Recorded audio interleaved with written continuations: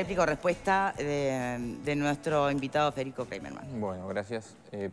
Primero una cosa, sobre el ejercicio o no de la profesión. Nosotros, yo lo dije con claridad, tal cual la ley lo fija ahora, cobrando por el hecho de tener título, vulnera la gratuidad. El mecanismo alternativo se puede discutir. Nosotros creemos que se tiene que siempre basar en el uso o no del conocimiento. Sobre la gratuidad, nosotros creemos que la educación es un derecho y debe ser gratuita, así lo dice la Constitución, incluso la educación terciaria, y debe garantizarse la igualdad en el acceso. Por lo tanto, para los egresados, las becas son fundamentales. Que se otorguen becas para que no existan desigualdades en el acceso a la educación es parte del derecho a la educación. Eso con toda claridad. Ahora, distinto es cómo se financia el sistema de becas.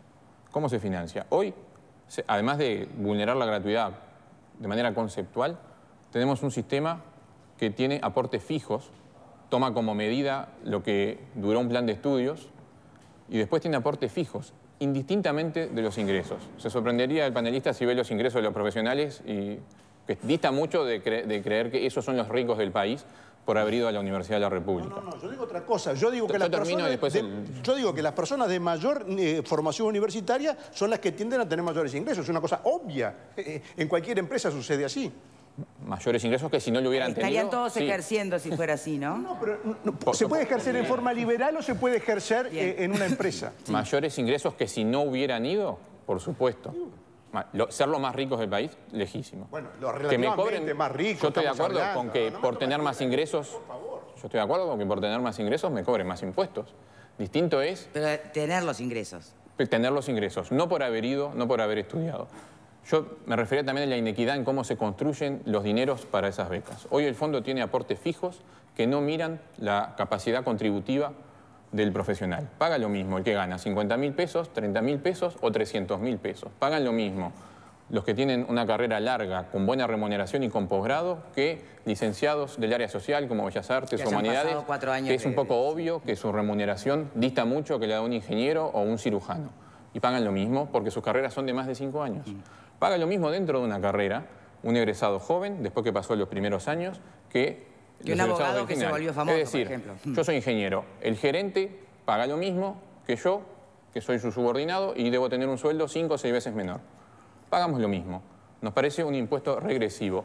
Y una cosa era, en el año 94... O sea, paga lo mismo usted como gerente del fondo, como profesional que es, con el sueldo que tiene, que bueno... Yo debo ganar 5 veces menos, más o menos, que él, pero bueno, eso es otro problema también distinto. Ahora bien, una cosa era la realidad del año 94, cuando había un sistema tributario en el país, y otra es cuando en el 2007 comenzó a regir el IRPF, que busca gravar según la capacidad contributiva progresivamente, y se dejó en pie el Fondo de Solidaridad y el adicional sobre el cual me gustaría hablar más adelante. Se dejó en pie, es decir, hay un impuesto que grava a las personas según lo que pueden pagar y hay otro que quedó fijo. E incluso, si uno mira los mínimos imponibles, por más que haya subido, que están 28.000 pesos nominales, significa del orden de 23.000, 24.000 pesos líquidos y ya se paga fondo y adicional, significa que usted paga, si es una carrera de 5 años, del orden de los 1.200 pesos por mes. Si gana 30.000 pesos, paga eso y paga menos de IRPF. Es decir, el sistema tributario dice, esta persona tiene un nivel de ingresos y le voy a cobrar esto, que es poco, y el fondo, la suma de lo que paga de fondo adicional le cobra más. Para nosotros eso es incoherente con cómo el país diseñó su sistema tributario. Eso es otra discusión, yo no vengo a discutir si está bien o mal el sistema tributario, pero claramente hay un sistema que busca gravar progresivamente y esto en pie que quedó fijo. O sea, acá en el Fondo de Solidaridad no funciona que paga más el que tiene más. No. No. Pagan lo mismo todo, tenga poco, mucho o menos. Paga más el que tiene menos, ¿no?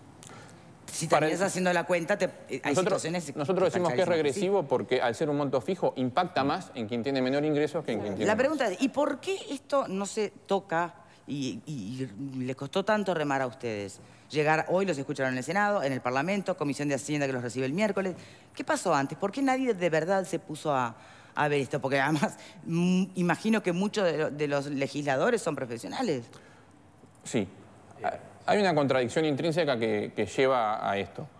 La universidad necesita dar becas para garantizar un acceso igualitario. Más allá de que yo comparto, hay que llegar a la universidad primero, hay que salir de secundaria. Sí. Es lo primero que hay que lograr para poder llegar a la universidad. Pero los que llegan hay que poder garantizar eso. Para mí estamos lejos igual de poder hacerlo, pero las becas hay que darlas, deberían darse más. La universidad tiene su propio programa de becas.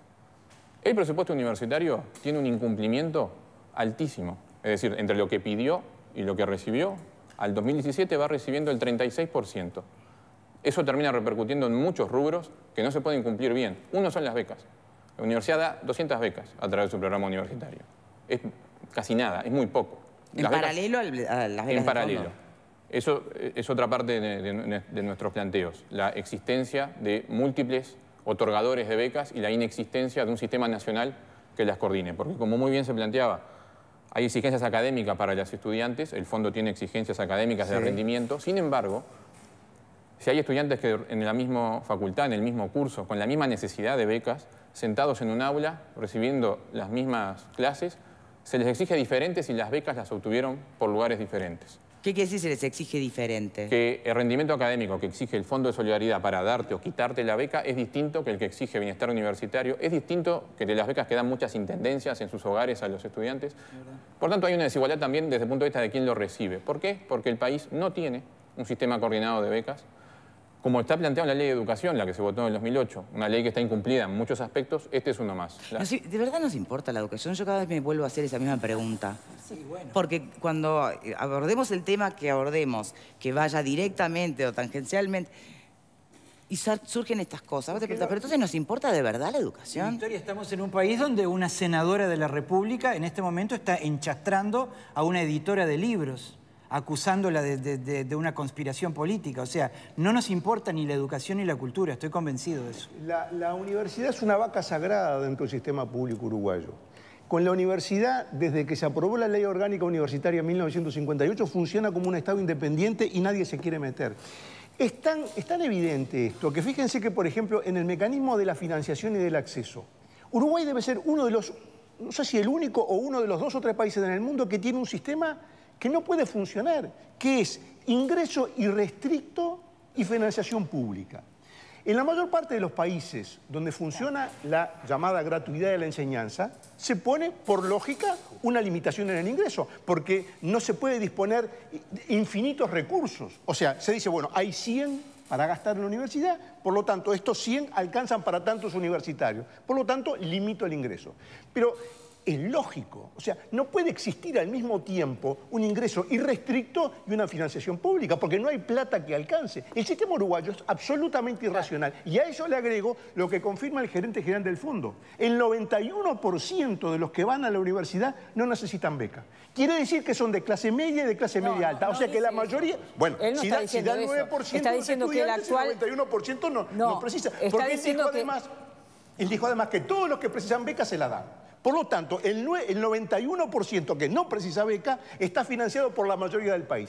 Ese es el sistema que rige. Es de una injusticia irritante. Si se recorriera el país explicándole esto a la gente, diciéndole a la empleada doméstica que con sus impuestos le paga el estudio a la hija de la patrona, si se recorre el país diciéndole a los peones rurales que con sus impuestos se le paga la universidad al hijo del estanciero, habría un incendio en Uruguay. Lo que pasa es que nadie lo dice, porque prefieren todos que quede todo quietito para seguir este sistema que es injusto y que produce cada vez peores resultados. Lo que Pascale quiere es un sistema como el chileno, donde solo estudia en la pública o en la privada el que tiene plata. Yo quiero un sistema justo. De la forma que tú lo planteas, le vas a decir a la empleada doméstica que su hija no tiene derecho a ir a la universidad porque ella no tiene el dinero para pagar. Yo quiero que no le saquen la plata a los pobres para darse a los más ricos de la sociedad. Eso es lo que yo quiero. No quiero que le saquen a los más pobres para darle a los más ricos.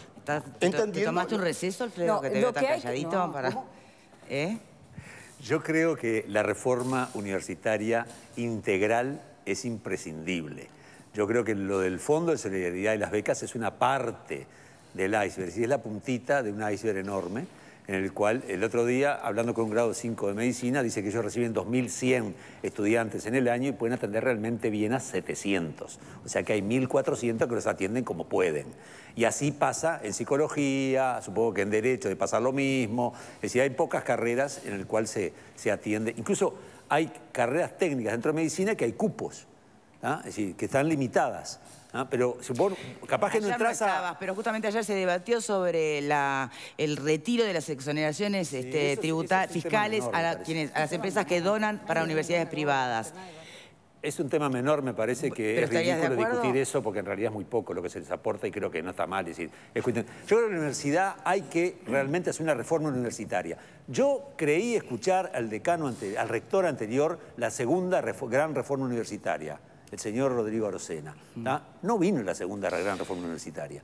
Marcarián está intentando hacer algo. Me parece que todavía le falta mucho, no tiene fuerza. Y creo que la parte estudiantil pesa mal. Y yo me pregunto, ¿los egresados tienen que tener el poder que tienen? Yo no sé si tienen que tenerlo. ¿En la universidad? Realmente, en la universidad. Ni cortan ni pinchan. Los egresados ni cortan ni pinchan en la universidad. El Consejo Ejecutivo Central, creo que cortan ni pinchan Son los 3 órdenes. A ver, ¿estamos cuestionando los 3 órdenes? Sí, No yo creo entiendo. que hay que cuestionarlos. ¿Por qué no? Yo comparto. ¿Por qué O sea, no? que estamos cuestionando la autonomía universitaria. ¿Y por qué no? Comparto lo del Alfredo. ¿Por qué no? Comparto lo de Alfredo. ¿Saben por qué comparto? ¿Por qué no hay que cuestionar las cosas? ¿Por qué no? Pero voy a decir por qué comparto lo de Para decir Alfredo. está de acuerdo, me tengo que retractar. No. Te voy a decir. Algo pasó, algo está mal ahí, ¿eh? No, Algo pasó porque ¿Se puede ir para aquel lado? No. están haciendo mal el trabajo, producción. Si querés te podés ir tranquilo porque voy a fundamentar mi posición favorable a la tuya. ¿Saben? Cambia el tema de fondo lo que están debatiendo. No. ¿Saben por ¿saben por cambia. qué es importante modificar? ¿Saben por qué es importante? Porque la universidad se gobierna a sí misma. Porque la mayoría de los uruguayos que nunca fueron a la universidad, ni nunca van a ir, ni nunca pisaron ni pasaron por la puerta, están excluidos del gobierno de la universidad. La mayoría de los uruguayos están excluidos. Y eso en el único lugar que pasa es en la universidad. No pasa en la UTE, no pasa en Antel, no pasa en el Puerto, no pasa en el BPS, no pasa en el Banco República, no pasa en el Banco Seguro, no pasa en ningún lado. Porque ahí están representados los que el Parlamento vota para que vayan a gobernar. En la universidad no. Los que nos están mirando, que nunca fueron a la universidad, que nunca pasaron, ni sus hijos ni sus nietos van a ir, están financiando un sistema en el cual ellos no pueden opinar. Porque solamente pueden opinar los egresados, los estudiantes y los profesores, y nada más. Eso es aberrante, eso debe ser sustituido y apoyo a Alfredo García que eso hay que cambiar. Yo pregunto, ¿qué propones vos? ¿El pago de matrícula? No, yo propongo que la mayoría del país gobierne la universidad, que hoy no está ocurriendo. Tampoco gobierna la enseñanza secundaria. Yo quiero que la mayoría del país gobierne la educación universitaria. ¿Eso está mal? No. ¿Eso está mal? No está mal en lo que tiene que ver con lo administrativo. No. Ahí estoy de acuerdo contigo. Pero en lo que tiene que ver con la generación del pensamiento, la investigación... el gobierno de la administración hay un no lo montón de reconoce. aspectos que hacen a la autonomía universitaria. Pero ¿por qué una élite son tiene que... importantes. Pero A ver, señores, de a uno, por favor. A ver, ¿por qué el pueblo tiene que estar afuera? Un momento, terminá una idea, a ver. Hoy que tengo el honor de oponerme a Graciano Pascale, que nunca me opongo, o sea, hay un aspecto filosófico que tiene que ver con la autonomía universitaria que me extraña en ustedes que no lo tengan en cuenta, que es el que tiene que ver con que nunca la investigación y el pensamiento y la producción de pensamiento académico debe estar bajo la égida de los políticos. Estoy de acuerdo. Por eso es la autonomía universitaria. Estoy de acuerdo. Puedo estar de acuerdo contigo en lo otro, en lo administrativo. Si empezamos a administrarnos a nosotros mismos en la universidad como una especie de caja mágica donde los recursos son ilimitados y le mangueamos al Estado, es otra cosa. Nadie habla, Álvaro, nadie habla de cuestionar la libertad de cátedra. Bueno, pero Pará, era importante nadie está aclarar. planteando eso, no seas malo. Importante aclararlo. Ahora, Pero es muy fácil de entender. La mayoría del país no está representada en el gobierno, no en la conducción técnica de la enseñanza, porque eso naturalmente no puede ser, no puede estar en manos de los que no son técnicos. Pero ¿cómo va a estar excluida la mayoría del país de la universidad? ¿Cómo? ¿Por qué? Ahora, ¿Por qué? vos hablás de recursos ¿Sabe por qué? ilimitados en un presupuesto que donde se piden 100 y les dan 40. Pero si el ingreso es irrestricto, no puede funcionar nunca, Verónica, el sistema. Si yo tengo X Entonces, cantidad ¿qué y no hacemos? limito el Limitamos ingreso... el derecho de la población a educarse. Pero ¿cómo? Limitamos Pero ese es una derecho. pésima educación. Pero ¿cómo voy a educar bien si yo... Permítanme ir a tribuna, Federico Nola. Yo quería preguntarle a Miranda si el incumplimiento, según lo que me dicen algunos funcionarios públicos, el incumplimiento de estos impuestos puede llegar a retener el 100% del salario, y si es así, ¿no estaríamos entrando en una violación de la Constitución y del derecho de los trabajadores? Muy buena pregunta. Bien, el origen, digamos, de esa disposición que está en la ley, y es así efectivamente, por el no cumplimiento de estar al día anualmente, las entidades públicas y también los privados no deberían pagar salarios ni honorarios. El origen de eso viene recogido de las leyes de las cajas profesionales. Simplemente lo que se hizo fue copiar, digamos, esa disposición en la ley del fondo. para que, si me permiten un minuto, el fondo comenzó en su origen en el año 94 en una oficinita del Ministerio de Educación. Entonces pagaban los que aportaban solamente en ejercicio y se daban becas. Era una oficina de becas más que nada. Así empezó y recogió prácticamente la legislación que venía de las cajas. Después hubo una gran reforma, esa sí fue la única gran reforma, porque esto no fue una reforma, lo del 2015. En realidad lo que pasó en el 2015 fue simplificar el sistema y agregar años, sí, agregar años por lo que dijimos, porque las becas seguían aumentando y sí, lo siguen haciendo año a año. Cuando yo entré, no llegaban, en el 2008 no llegaban a 6.000. Hoy, en el 2017, vamos a dar 8.500 becas y así sigue. Porque, bueno, por suerte, ¿no? Hay mayor por ingreso favor, se en la universidad. puede ir a la pregunta Entonces, del compañero. Mi pregunta es muy clara, es la retención de los salarios, del 100% de un salario de un trabajador, que con eso paga sus impuestos y cumple con pagar la luz, el agua y todos los impuestos que hay, que este gobierno incrementa cada vez más, por ejemplo, la tarifa de UTE. La retención de esos salarios no es anticonstitucional. ¿Es esa mi pregunta? Hubo una denuncia, sí, en la Suprema Corte de Justicia, un juicio que dictó la Suprema Corte de Justicia la inconstitucional. Fue inconstitucionalidad. Fue un solo caso de todos los presentados. Fue por mayoría, no fue por unanimidad tampoco. Con esto quiero decir que personalmente me parece que es una medida muy severa, personalmente. ¿Está incluido en los planteos que van a cambiar eso? La propia Suprema Corte dejó el planteo de que debería ser menor la retención y no del 100%, como una puerta, digamos, como para una modificación posterior en la cual apoyaría 100%. Pero la ley dispone eso. Y preguntas que van en la dirección de la del compañero Nola. ¿En realidad también pueden ponerte en el clearing sin avisarte? Otra vez, la pregunta esa otra vez. El clearing, para llegar al clearing hay varias instancias, pero bueno, tú decís cuando ya estás en el clearing. Enterarte que estás en el clearing. El clearing te avisa y si no te avisa, por el clearing, ¿no? Siempre el clearing avisa y si no avisa el clearing, por medio nuestro igualmente hay un aviso. Eso es lo que debería ocurrir. Ahora, si hay un cambio de domicilio que no fue informado y el aviso no llega a donde está el nuevo domicilio, bueno, puede pasar eso. Bien. Sobre ese aspecto, sobre todo sobre la pregunta de Federico, ¿no? Porque el clearing es una herramienta de gestión, nada más. Sí, está de gestión, de cobranza. Sí, sí. No es un fin en sí mismo. Nuestra principal crítica a esta parte de la gestión y de cómo se busca lograr que se cobre tiene que ver con que no estamos de acuerdo con la política extremadamente coercitiva que se lleva adelante, tanto reteniendo sueldos como enviando al clearing. O sea, que eso está contemplado. Está contemplado. Nosotros creemos que ahí se bastardea el fin solidario que tiene. Bueno, ese es otro aspecto, porque muchos decían, no le llamen solidaridad o fondos solidarios, llámenle impuesto, porque de alguna manera no está abierto a tu voluntad. Todo lo contrario. También, ¿no? Lo que pasa es que no es voluntario, es coactivo. Por eso. La ley mismo lo dispone así. Entonces, lo de fondos solidarios es una... Nosotros seríamos malos administradores. Hay 6.000 profesionales en el clearing, les puedo asegurar que no hay 6.000 personas queriendo evadir el fondo de solidaridad, sino que realmente han tenido problemas para pagarlo. Bien. Que van a seguir teniendo más problemas. José Luis, a ver, permítame, José Luis. Sí. Espera, no iba a hablar sobre el tema de la retención, pero es mucho más que una retención, créanme. En el caso de la retención es prácticamente una confiscación del sueldo, del 100% del sueldo, a tal punto de que esa retención que se hace ni siquiera permite pagar los descuentos que podrían llegar a tu sueldo, por ejemplo. No, y vas quedando moroso. Se escapa simplemente las pensiones alimenticias si es que las tenés retenidas. En lo demás, mientras no pagues, el sueldo se mantiene. ¿Cómo? ¿Qué harías vos con el Fondo de Solidaridad?